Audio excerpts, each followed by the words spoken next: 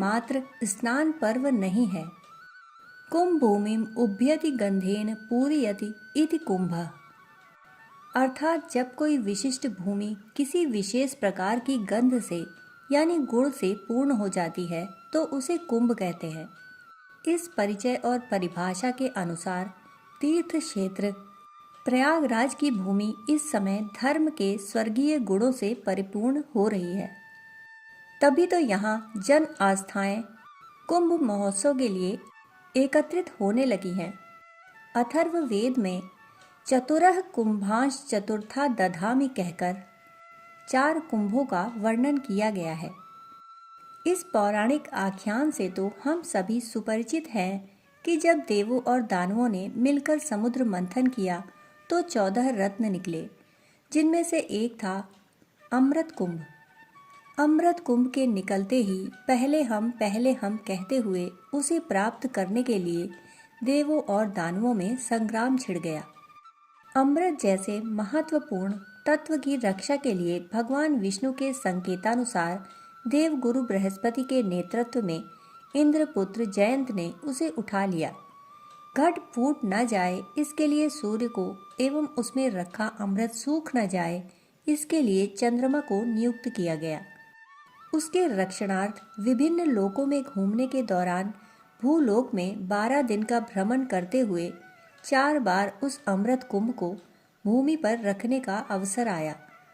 कुंभ को रखते एवं उठाते समय कुछ अमृत कण उन स्थानों पर गिर गए जिससे वह भूमि विशिष्ट पुण्यशाली बन गई। इसीलिए उस भूमि में कुंभ पर्व आरंभ हुआ। वृष राशि में बृहस्पति की उपस्थिति में तथा मकर में सूर्य एवं चंद्रमा की उपस्थिति में तीर्थराज प्रयाग की भूमि अमृत कणों से परिपूर्ण रहती है। सिंह राशि में बृहस्पति के होने पर तथा सूर्य व चंद्रमा की युति होने पर नासिक में एवं सिंहस्थ गुरु मेष राशि में सूर्य तथा तुला राशि में चंद्रमा के होने पर महाकाल की नगरी उज्जैन में कुंभ लगता है। जब कुंभ राशि में बृहस्पति सूर्य एवं चंद्रमा मेष राशि में होते हैं तो हरिद्वार में कुंभ का आयोजन होता है। इतिहास वेत्ता नृतत्व विज्ञानी कहते हैं कि कुंभ दुनिया का सबसे बड़ा नदी पर्व है। स्वीडन में स्टॉकहोम, ऑस्ट्रेलिया में ब्रिस्बेन, अमेरिका में हडसन, कनाडा में ओटावा, दुनिया में नदियों के बहुत से मेले लगते हैं परंतु कुंभ जैसा कोई नहीं। अमीर गरीब जाति धर्म यहाँ तक कि राष्ट्र की सरहदें भी इस आयोजन में कोई मायने नहीं रखती। यहाँ आकर लगता ही नहीं कि हम कभी भिन्न थे। किसी को कोई न्योता ही नहीं गया, फिर भी लाख 2 लाख नहीं कई करोड़ आ जाते हैं। सदियां बीत गईं, ऐसा होते हम भारतवासियों को आश्चर्य भी नहीं होता। हाँ, विदेश के लोग जरूर अचरज करते हैं।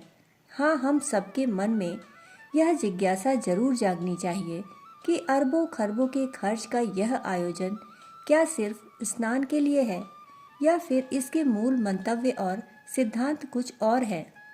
दरअसल कुंभ को ठीक से जाने बगैर कुंभ उत्सव का समझदारी भरा उपयोग कर पाना असंभव है। इसलिए आइए हम सब मिलकर इस पर चिंतन एवं विमर्श करें। आस्था कुंभ को अमृत और विष को अलग करने के लिए किए गए मंथन से जोड़कर प्रस्तुत करती है, तो कुंभ के वैज्ञानिक संदर्भ भी इसे जीवन की रक्षा व संहार से जोड़ देते हैं। ब्रह्मांड में 2 तरह के पिंड होने की बात कही गई है।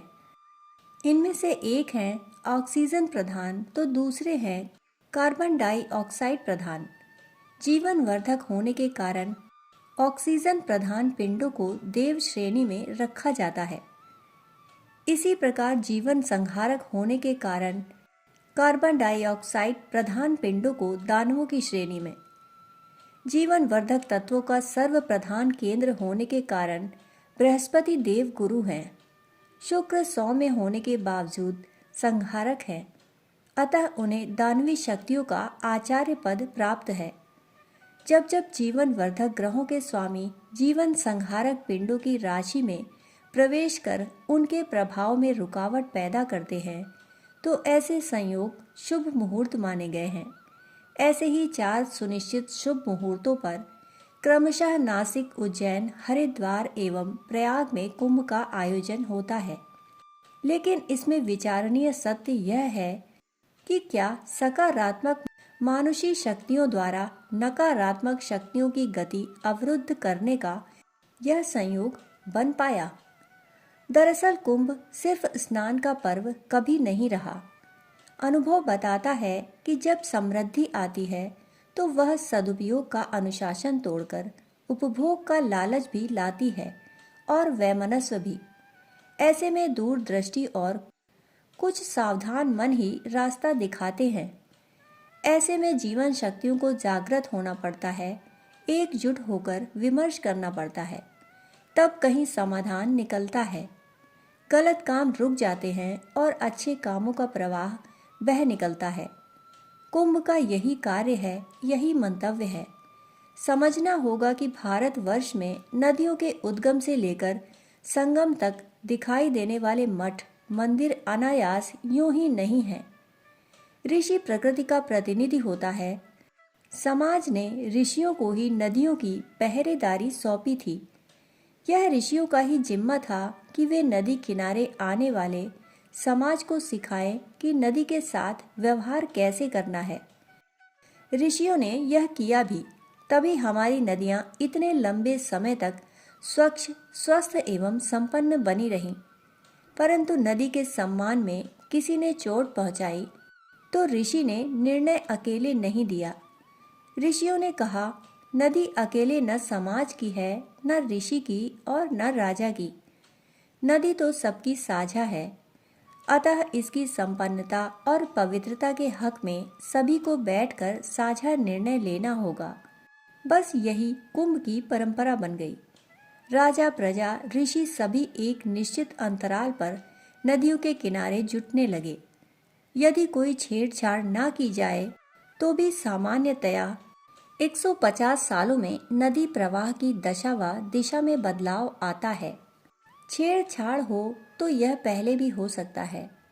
इसीलिए यह 144 वर्षों में महाकुंभ का निर्णायक आयोजन तय किया गया।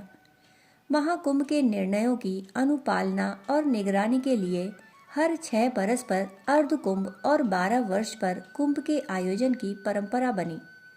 कहा यह भी जाता है कि कालांतर में कुंभ ऋषियों द्वारा किए गए अनुसंधानों को समाज के बीच पहुंचाने का भी एक बड़ा माध्यम बन गए थे।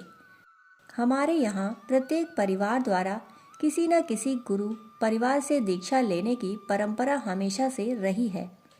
प्रत्येक गुरु का शिष्य समाज उनसे मिलने कुंभ में आता था। इसी को कल्पवास कहा जाता था। कुंभ में ऋषि अपने अनुसंधानों को गुरुओं के समक्ष प्रस्तुत करते। कल्पवासी गुरु आदेश के अनुसार ऋषि अनुसंधानों को अपने परिवार व समाज में व्यवहार में उतारते थे। धीरे धीरे समाज के कलाकार, कारीगर, वैद्य आदि लोग भी अपने हुनर के प्रदर्शन के लिए कुंभ में आने लगे। इस कुंभ स्नान की पर्व तिथियों मकर संक्रांति, वसंत पंचमी, माघी पूर्णिमा तथा शिवरात्रि में कुछ नया करने और इसे वैचारिक चिंतन, शुभ निष्ठा और सत्संकल्प का महापर्व बनाने का निश्चय किया है। इसमें आमंत्रण आपको भी है कि प्रकृति, समाज एवं विकास के इस पवित्र अनुष्ठान में भागीदार बने।